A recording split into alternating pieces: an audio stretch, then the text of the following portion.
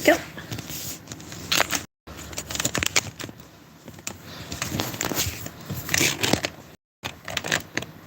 There we go.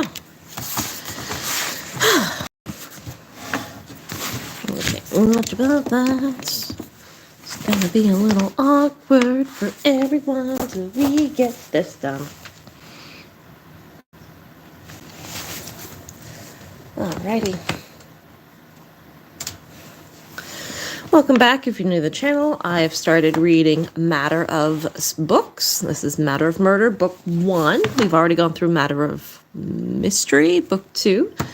And today we are going to be reading, or I'm going to be reading very poorly, The Murder of Harold Nathan Parleman, Yarmouth Town, December 21st, 1976. I'm very bad at reading, so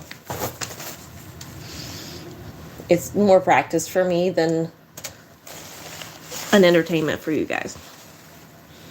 Just a moment, just get my laptop up and running.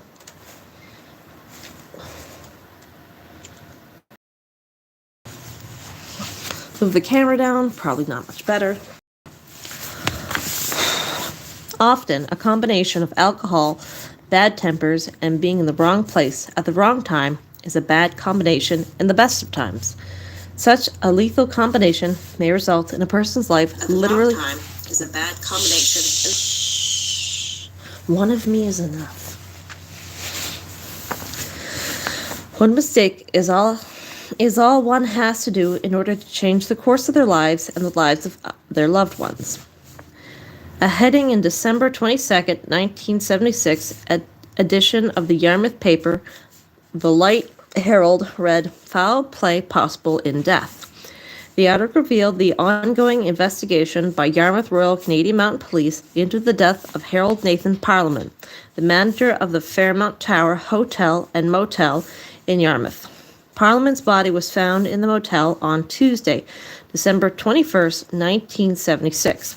It was believed that he had died the night before. Parleman's body was removed from the motel shortly after its discovery. I love you. Please move.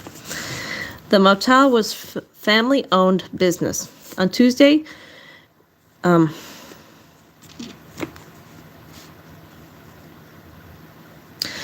sorry. One moment, please. Very not spelled with. Oh my God, I love you so much. Stay beside me. I think that's supposed to be various, but they spelled it with a D. Anyway, on Tuesday, various had reports.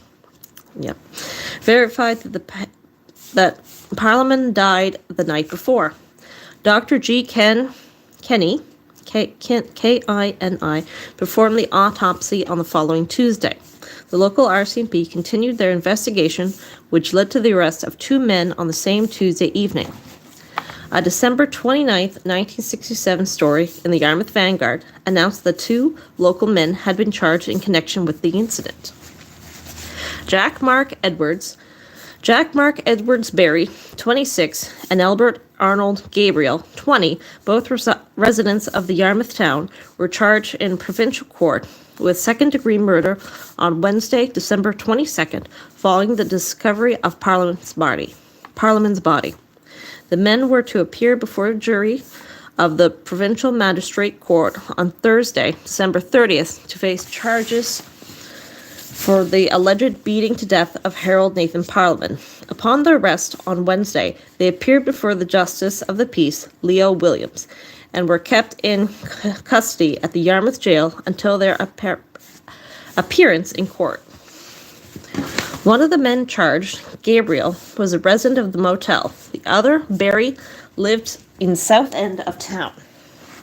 The funeral for the victim held on Wednesday afternoon in Yarmouth. In the Thursday, May 5th, 1977, editions of the Yarmouth Light Herald, the heading of the front page story read, "Pled guilty to reduced charges." The article stated that both Yarmouth men had pleaded guilty to the reduced charge in the Provincial Supreme Court in Yarmouth. After 2 hours deliberation, the grand jury had returned true bill for both men, revealing that there was enough evidence to try them for second-degree murder. The grand jury called only one witness, the chief investigating officer in the case, Corporal Fred Fitzsimmons. Jack Mark Edwards Berry, 27, under representation by S. Clifford Hood Jr., pled not guilty to second-degree murder, but guilty to the lesser charge of manslaughter. Albert Arnold Gabriel, 20, pled not guilty to the second-degree murder charge, but guilty to being an accessory after the fact to manslaughter. He was represented by Irving Pink, QC. And the Crown Prosecutor's Office prepared the case, and Mr. Justice Donna Hatley presented it to the grand jury during the trial on Tuesday, May 3rd. Both men were to be held in custody until May 20th, where they would be sentenced by Justice Donna Hatley. The following is a brief summary of the events as they unfolded in the case according to various newspaper accounts. On the night of Monday, December 20th, 1976, Jack Berry and Albert Gabriel left the Anchorage Lounge at the Grand Hotel and made their way by taxi to the Fairmont Tower where Gabriel resided. Not long after their arrival, a stereo tape recording was turned on and Parliament, whose room was closed by asking the men to turn the stereo down. Soon after, Parliament once again requested the stereo be turned down.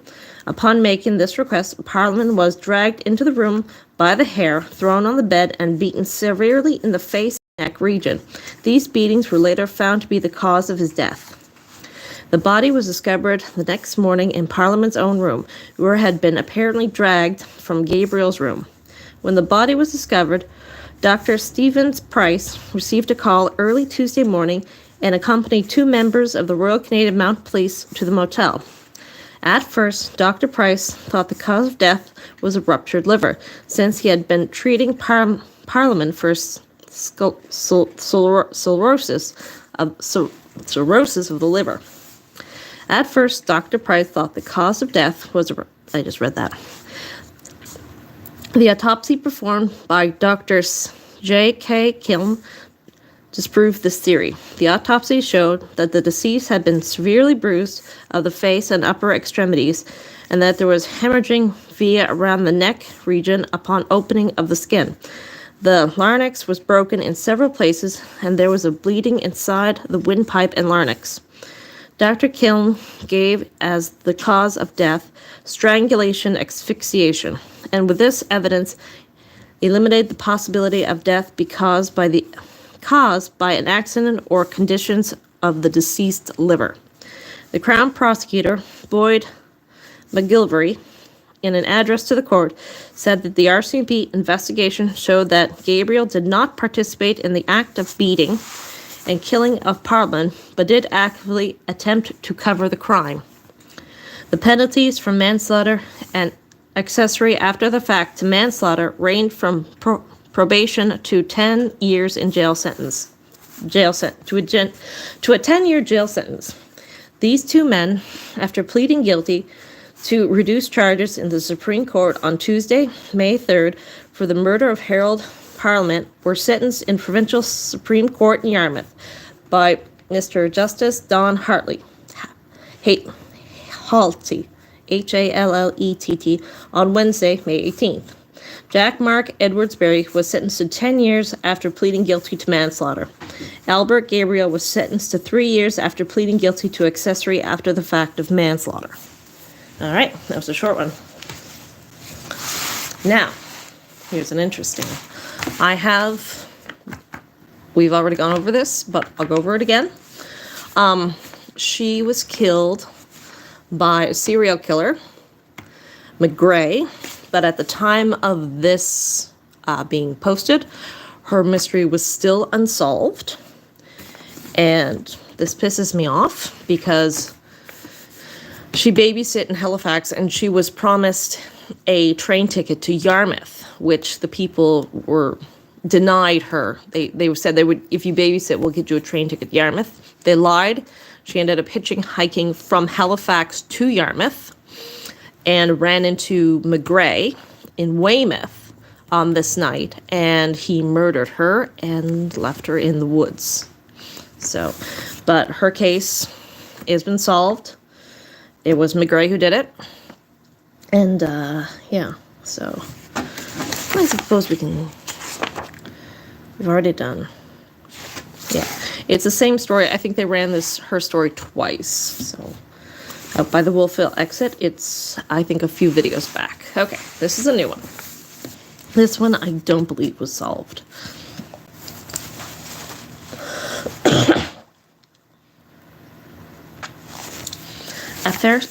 At the unsolved murder of David Keddy, the Annapolis River, Annapolis County, June 3rd, 1987.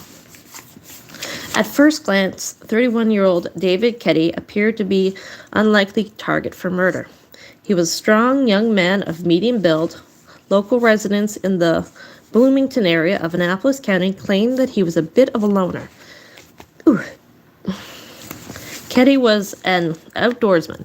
Even though he liked to hunt and fish, residents claimed that he didn't relate to violence in his everyday life. His friends claimed that he did not have any known enemies. They say that Keddy, like most people, was never known to speak ill of anyone. His friends claim that he knew the streets well. He loved to walk and often walked to town and back home. The Keddy home is about 5 miles outside of Brighton. His mother had died of cancer a few months earlier, and the family was still recovering from this loss when David disappeared.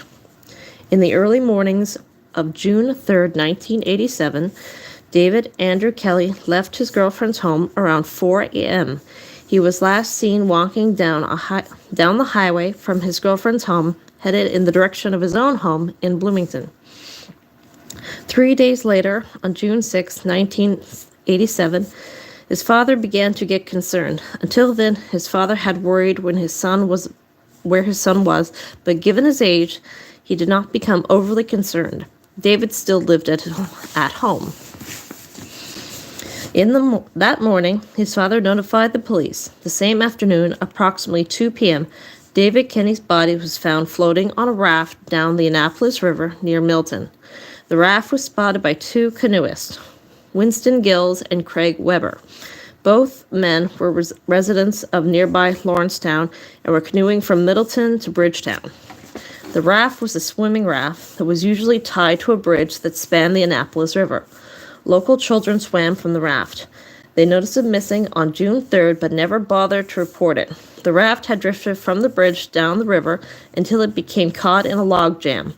This results in the raft and Kenny's body going unnoticed for a period of time. When discovered, Keddy's body was fully closed. Police say that he died from a gunshot wound. An autopsy showed that there was evidence of a struggle before his death. The subsequent RCMP investigation showed that Kenny had gotten paid the day before his disappearance. The RCMP retraced his spending from the time he had gotten paid until his disappearance. They discovered that there was about $400 unaccounted for. This money could have been on him that morning when he left his girlfriend's home. RCMP divers searched the river and other police combed surrounding areas. Neither the murder weapon nor Kenny's money was found. Police believe that he was walking home along the highway earlier that morning when something interrupted this walk. It is believed that the incident happened either on or near the bridge that morning. Medical evidence indicates that Kenny was killed shortly after 4 a.m. that morning and that there was a struggle. Some evidence obtained both from the raft near the bridge, which had provided the police with several strong leads. Investigators had traveled to Vancouver, Quebec, and Ontario following leads. The police have some suspects, but lack of evidence had resulted in no charges being laid in the murder to date. The effect of David's sudden murder on Kenny's family was devastating. The shock of David's murder resulted in his father being admitted to hospital suffering from a heart attack. Anyone have information about this? As always, contact your CMP. And, all right, we have one more for this book, so we're just gonna get this one done. And then that'll be the end of this book, and we'll move on to book 3. The Murder of Hallett Burns Corcum. Wait a second. Didn't we just run into that name? Oh, that was the justice in this case. Okay, might be related. The Murder of Hallett Burns Corcum. Jordan Falls, Shelburn County, August 3rd, 1989. The scene for the senseless murder was August 3rd, 1989, at a plain one-story home on Hayden Road in Jordan Falls, Shelburn County, Nova Scotia. The victim was Hallett Burns Corcum, an 81-year-old resident railway worker who quietly resided in the area. It was 8 a.m., a damp, foggy on the autumn. I don't know who wrote this. Let's try again. It was 8 a.m., a damp, foggy on that August 3rd morning, when a neighbor who usually checked on Corcum found him lying in a pool of blood just a few feet from his front door. Missing was a mere $48 that had been taken from his wallet. The secluded Corcum home was visible from the road, but since the fog was thick that morning, there was a fence which surrounded the house. Any passing by would not have been able to see Corcum lying in the front walk. The neighbor telephoned both the police and the local ambulance service. When help arrived on the scene, Mr. Corcum was barely alive. They rushed him to Roseway Hospital in nearby Shelburn, but he died an hour later from his injuries. Corcum never regained consciousness. After his death, the police investigation started. 3 pathologists examined Corcum's body. Dr. J.K. Kilm of Yarmouth, Dr. D.A. Maltajana of Halifax, and a third forensic expert studied the remains. Dr. Kinnan and Dr. Meljant stated in their dispositions that they found that Corcum had died of head injury. Both doctors agreed that Corcum died as a result of the injury sustained to his head. These injuries could have been caused by a fall or by a blunt instrument. The forensic expert agreed with the 2 doctors, but his evidence suggested that Corcum's death was a homicide rather than an accident. The police searched around Corcum's home for clues. Over the next few weeks, neighbors, friends, and passersby were interviewed. The search discovered that no weapons were found, adding more credence to the beating theory. Within a few weeks, however, the police had one primary suspect. This suspect was Kenneth James Monroe, who lived in nearby Lake George, Shelburn County. Born May 17, 1969, Monroe was only 20 years old. He was a supposed friend of Corcum and was known by neighbors to regularly go visit Corcum. Monroe used to help the elderly man with little odds and ends around Corcum's home. The Royal Canadian Mounted Police investigation showed that Monroe's motive was robbery. Although only $48 was stolen, local residents claimed that Corcum was known for having large amounts of money on him or around his home. The case proceeded through the primary hearing. At the preliminary hearing, evidence from the 2 doctors and the forensic expert was presented. Throughout the case, the Crown, represented by James Burrell and Robert Price, maintained that Monroe had deliberately planned the murder of Corcum. Their key witnesses was Russell John Schumacher, of Windsor Junction.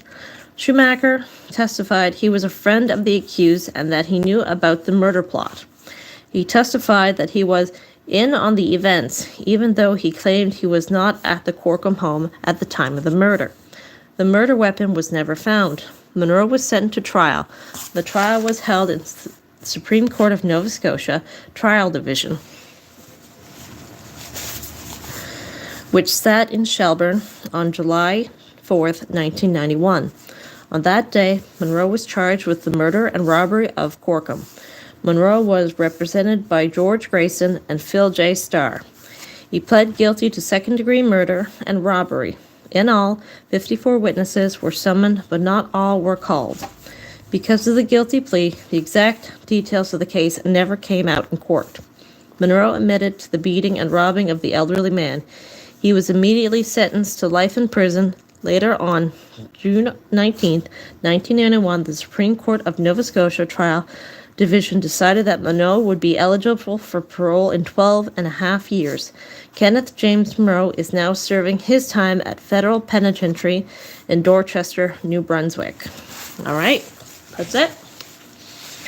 That is the last story of this book. So, what book's next? Oh, God. Let's see. We still got quite a few more books to go. We've done that one. We've done this one. I think this one is next. 1993. Yep.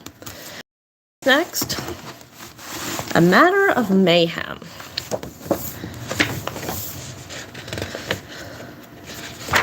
Ooh. And I'll save this one for tomorrow. And if you stop by tomorrow, we'll have some more spooky stories from the Nova Scotia area. And I like this one because we start getting into the pictures in this year. Well, I mean, we started with this one, had some pictures in it too. But I started getting into more artwork and stuff. So, yeah, the first one didn't have much for pictures, just titles. And yeah, so. All right, well, thank you for stopping by for our spooky story of the day. And I will see you all in the next one. Bye.